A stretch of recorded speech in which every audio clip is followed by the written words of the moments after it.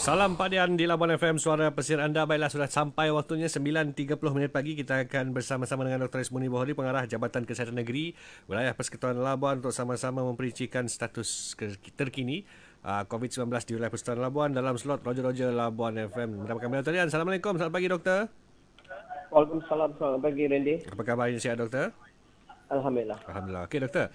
Angka 49 sekali lagi menjadi angka kes positif COVID-19 dicatat di semalam di wilayah Persekutuan Labuan. Jadi angka ini agak tinggi juga doktor. Jadi boleh doktor jelaskan dengan terperinci status COVID-19 di Labuan pada ketika ini yang telah pun jadi kes kumulatif telah pun menjadi angka 2000 2000 something doktor. Silakan doktor. Okey, Assalamualaikum warahmatullahi wabarakatuh. Salam sejahtera dan selamat pagi pada semua warga Labuan yang saya hormati. Jadi pada pagi ini sekali lagi saya ingin berkongsikan kepada semua warga Labuan status COVID-19 di Labuan sehingga pagi ini. Jadi saya mulakan dengan seperti mana yang telah diumumkan oleh Yang Berbahagia Tan Sri Datuk Seri Ketua Pengarah semalam. Semalam kita mencatatkan antara yang paling tinggi, kes yang paling tinggi setakat selepas daripada gelombang ketiga ini. Dengan semalam kita mencatatkan 49 kes. Dan semalam juga hasil daripada 49 kes kita telah pun menembusi angka 2000 di mana pertambahan 49 kes semalam menjadikan total kes keseluruhan di Labuan ini adalah 2032 kes. Dan dengan 10 bulan yang pertama tahun lepas kita hanya mencatatkan 27 kes dan seterusnya 2005 kes adalah dicatatkan selepas daripada tarikh tersebut. Jadi kalau kita melihat pada kes malam 49 kes secara keseluruhan, hampir separuh daripada kes ini adalah dihasilkan daripada kluster Jalan Muhammad Saleh, iaitu melibatkan kluster Institut Latihan Perindustrian. Jadi seperti mana yang kita sedia maklum bahawa apabila satu kluster berlaku, memang apabila kluster ini menunjukkan trend peningkatan yang tinggi, terutama melibatkan satu tempat yang populasi dia agak tinggi. Jadi kita memang menjangkakan kes akan meningkat di kawasan ini dalam tempoh pengeraman iaitu dalam tempoh 14 hari dan dalam masa selepas 14 hari ini adalah proses untuk kita memastikan kawalan-kawalan yang maksima di kawasan tersebut untuk mengurangkan kes selepas daripada tarikh tersebut. Untuk mengetahui semua, untuk Jalan Muhammad Saleh sahaja kita telah pun menyaring melebihi 450 orang di dalam komuniti tersebut. Jadi dua kes lagi dihasilkan daripada kluster titian di mana kluster ini juga ada masalah sedikit disebabkan oleh pergerakan yang amat tinggi di kawasan ini. Manakala 22 kes adalah daripada saringan kontak rapat yang melibatkan beberapa keluarga, agensi kerajaan dan agensi swasta yang baru balik daripada Sabah, di mana mereka menghasilkan beberapa kes-kes terpencil di kawasan yang melibatkan ahli keluarga yang kita kawal sepenuhnya untuk memastikan mereka ini tidak merebak secara keseluruhannya. Jadi itu adalah kes-kes yang ada. Dan kalau kita melihat kedudukan di hospital pula, susulan semalam kita telah 22 orang telah disembuhkan, menjadikan jumlah kes sembuh sepenuhnya di hospital di Labuan ini adalah 1904 kes, di mana kalau kita melihat kes ini adalah lebih kurang dalam 95% kes telah disembuhkan. Manakala pertambahan 49 kes semalam iaitu 48 kes tempatan dan 1 kes import menjadikan jumlah kes keseluruhan yang kita ada semalam adalah 1,500 kes secara keseluruhannya, 115 kes. Jadi di hospital sekarang kita ada 118 kes, di mana 115 kes adalah kes tempatan, manakala 3 adalah kes import. Dan kalau kita melihat kepada saringan pula, semalam Labuan menerima 494 kemasukan, di mana daripada jumlah ini 307 kemasukan adalah kemasukan melalui bot laju dan ferry, manakala 41 lagi kemasukan melalui airport dan 146 kemasukan adalah melalui kemasukan sign on dan sign off industri perkapalan. Jadi kalau kita melihat kepada saringan pula, untuk pengetahuan semua, kita telah pun mengambil 64,221 secara keseluruhan RT-PCR Dan daripada jumlah tersebut, kita hanya tinggal 68, iaitu yang sampel-sampel yang kita ambil dalam masa 2 hari ini saja lagi yang akan dianalise. Manakala untuk sampel-sampel yang terdahulu telah pun dianalise sepenuhnya. Untuk artikel pula kita semalam, rapid test kita telah menyediakan mengambil 608 ujian yang merupakan ujian kedua bagi LP semalam, dan daripada ujian tersebut 22 daripada mereka ini telah disahkan positif untuk RTK antigen yang perlu kita sahkan semula melalui PCR. Jadi itu adalah kedudukan kes-kes yang kita ada semalam. Manakala untuk kluster pula kita ada kluster titian, tambahan semalam 2 kes menjadikan ada 85 kes secara keseluruhannya. Kluster hujung pasir tidak mencatatkan apa-apa pertambahan dan kita kekal jadi 80 kes. Manakala untuk kluster J Bandar semalam tidak juga menunjukkan pertambahan kes, kekal kepada 40 kes pada waktu ini. Manakala untuk kluster Jalan Muhammad Saleh, kluster yang melibatkan ALP, buat masa ini kita telah pun ada 49 kes yang telah disahkan positif daripada kluster ini. Manakala untuk kluster Jalan Kinabaluan, kluster ini kita tengah kena membuat saringan seterusnya, dan buat masa ini ada 7 kes telah disahkan untuk COVID positif di kawasan ini. Jadi secara keseluruhannya itu adalah kedudukan kes yang telah kita ada semalam. Ya, doktor. Dan suka juga sama kita ingin mengetahui bahawa adakah banyak rangkaian bagi kluster Kinabalu ini dengan kawasan-kawasan lain, doktor? Silakan, doktor.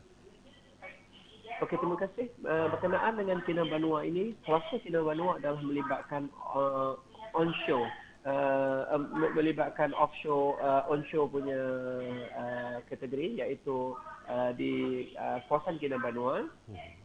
Dan disebabkan oleh pekerja-pekerja mereka ini adalah di pelbagai, terutama di kawasan-kawasan di Labuan ini. Mereka bukan saja tinggal di tempat mereka, tetapi mereka juga menginap di komuniti-komuniti, menyebabkan Kinabalu ini rangkaian dia agak tinggi, di mana pada waktu ini kami memantau setiap rangkaian-rangkaian ini.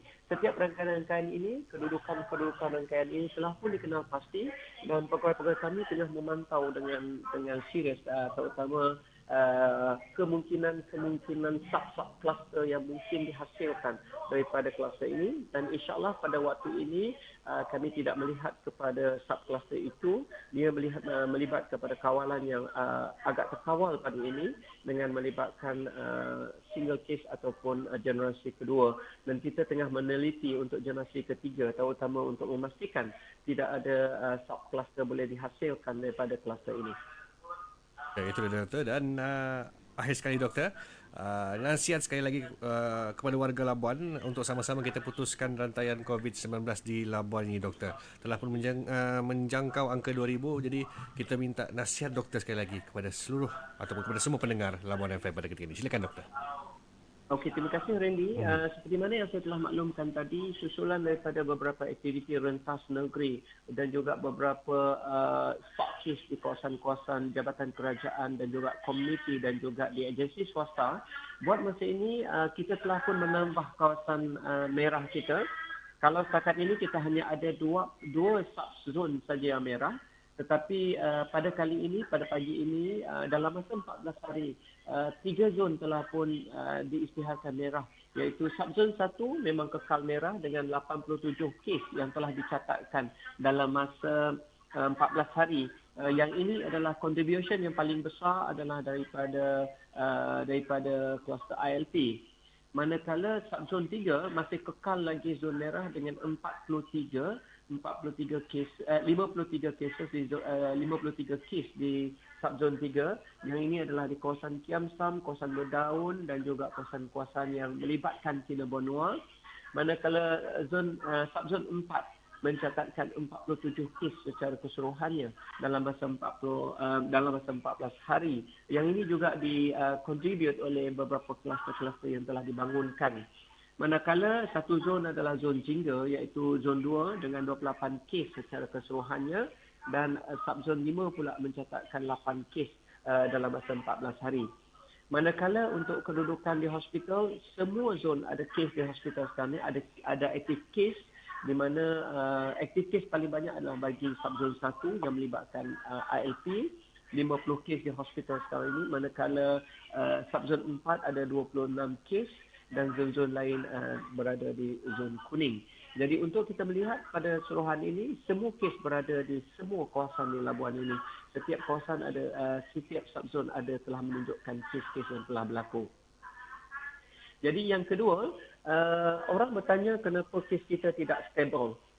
Kenapa kes kita kadang-kadang tinggi, kadang-kadang rendah. Okey, kalau kita lihat kes terbanyak adalah daripada kluster Jalan Muhammad Saleh sekarang ni yang melibatkan ILP. Sekiranya kluster ini tidak wujud, maknanya kita memang kes kita adalah di bawah 10 kes. Kalau kita melihat ILP ini sendiri, kes di sini masih lagi menunjukkan peningkatan. Walau manapun kita menjangkakan ia akan dapat dikawal sepenuhnya pada minggu ini disebabkan tempoh pengeraman bagi generasi kedua akan tamat pada minggu ini, di mana kita telah pun membuat saringan kedua semalam. Jadi kita menjangkakan selepas saringan kedua ini, semalam kita melihat ada beberapa potential untuk pertambahan kes. Selepas kita melihat saringan kedua ini, kita menjangkakan satu lagi spike of the cases sebelum kita dapat mengawal sepenuhnya. Pola kes yang tidak stable ini adalah disebabkan kluster yang memerlukan kita membuat saringan awal. Jadi apabila kita membuat saringan awal, selalunya kes ini akan jadi banyak. Jadi untuk kali ini kita ada dua kluster serentak, iaitu kluster ILP dan kluster Kinamanua. Oleh sebab itu, kedua-dua kluster ini baru saja diumumkan dan kita di dalam proses untuk menyaring sebanyak mungkin untuk membawa mereka dirawat dan dikuarantinkan sebelum mereka menyebarkan virus ini. Oleh sebab itu, untuk dalam jangka seminggu yang lepas, memang kita akan menjangkakan kes akan tinggi pada waktu tersebut. Dan selepas tempoh pengaraman iaitu 14 hari, kita akan melihat kepada untuk kluster ini, kes-kes akan mula berkurangan sekiranya kawalan kita berada dalam keadaan yang baik. Terutama di dalam ILP itu sendiri, alhamdulillah disebabkan kawasan ILP ini adalah kawasan terpencil, iaitu kawasan sendiri, agak mudah untuk kita kawal dan kita menjangkakan pada minggu depan kes ini akan dapat dikawal sepenuhnya. Jadi selepas kita mengawal sepenuhnya, insya-Allah kes itu akan menjadi stable. Oleh sebab itu, kalau kita melihat beberapa hari kita tidak ada kes, lepas tu kita ada 1-2 kes, tiba-tiba kita ada 20, kita ada 30 kes. Ini adalah disebabkan oleh kluster ini, di mana tempoh-tempoh tertentu adalah tempoh-tempoh kita untuk melihat kematangan virus itu sendiri dan kita akan membuat saringan pada waktu-waktu tersebut. Jadi kalau kita melihat kes-kes semalam juga, semalam juga dicatatkan selain daripada ILP, kita juga ada beberapa kes di komuniti yang melibatkan jabatan kerajaan dan swasta. Kes-kes ini adalah kebanyakannya berkaitan dengan rentas negeri. Jadi dan juga pada waktu ini kita juga melihat peningkatan kes yang melibatkan perkapalan, terutama yang melibatkan shore atau penerapan anak kapal ke darat. Jadi untuk shore ini, Jawatankuasa Bencana telah pun menetapkan semua mereka perlu disaring dan melalui pintu masuk rasmi sedia ada untuk disaring oleh kaki tangan Jabatan Kesihatan. Jadi sebelum saya mengakhiri sesi pada pagi ini, saya ingin sekali lagi berkongsi kepada semua pendengar. Seperti mana yang saya telah maklumkan sebelum ini, virus COVID-19 ini bukanlah tidak kuat langsung virus ini sebenarnya. Virus ini tidak boleh bergerak dan virus ini mati sekiranya dia tidak dapat menjumpai perumah untuk dimasuki. Dan perumahnya adalah kita, manusia. Oleh sebab itu, sekiranya kita kerap membasuh tangan, jaga kebersihan, jaga jarak kita, pakai mask, maka tidak ada peluang untuk virus ini menjangkiti kita dan menjadikan kita perumah. Dan sekiranya mereka tidak menjumpai perumah, virus ini akan mati. Virus ini juga tidak ada kemampuan untuk berjalan. Tidak boleh berjalan pun. Tetapi kita yang tidak mengikuti norma baru dan kita tidak jadikan Kita yang menjadikan kita perumah untuk mereka. Yang membawa mereka berjalan adalah kita. Yang menjaga virus ini adalah kita. Oleh itu, sekiranya kita ingin memastikan virus ini tidak kuat, ataupun kita akan mematikan virus ini, apa yang perlu dibuat adalah stay at home, kurangkan pergerakan.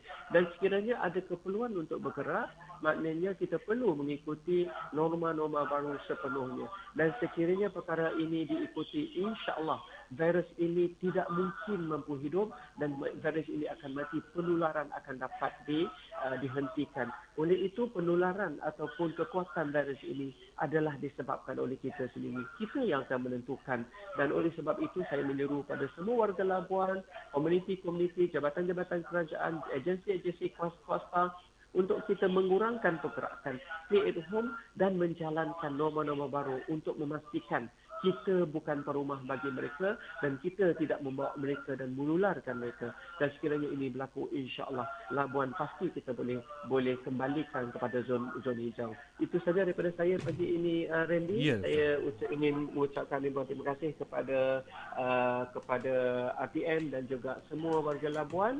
Saya agak maaf sikit disebabkan sekarang ini saya ada visi bersama dengan Yang Berhormat Menteri Kesihatan, jadi ada dua program dalam satu masa. Terima kasih, Reni. terima kasih, Assalamualaikum warahmatullahi wabarakatuh. Waalaikumsalam warahmatullahi wabarakatuh. Itu tadi bersama dengan Dr. Ismuni Bahari, Pengarah Jabatan Kesihatan Negeri Wilayah Persekutuan Labuan. Multitask orangnya ya.